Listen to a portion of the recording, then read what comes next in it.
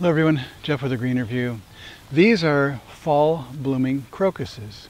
I know that because they used to spell out the word fall across the lawn, and it's the middle of October right now. I have spring blooming crocuses on the other part of the lawn here, and they do much better than the fall blooming crocuses, mostly because the fall blooming crocuses flowers occasionally have been mowed off because I don't notice them coming up, little tiny buds coming up out of the grass, and I mow them one more time too late and I get the flower buds. And rabbits really seem to like them. So the rabbits eat the flowers now and the leaves in the spring. There's no leaves coming up with these flowers. They send up leaves in the spring, and then the leaves go dormant and the bulb sits until October, and then they send up the flowers.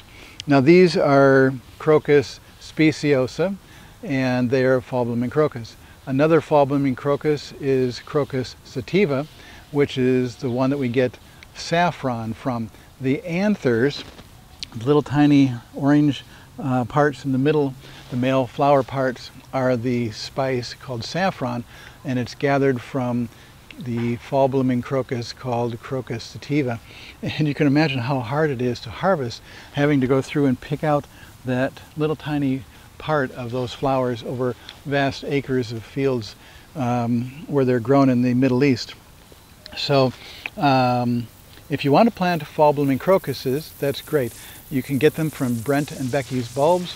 They are a great source of many kinds of bulbs.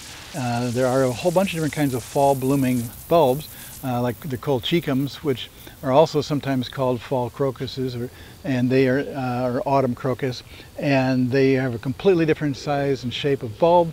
They have a completely different size flower, and they finished a couple of weeks ago with much bigger flowers, much bigger displays.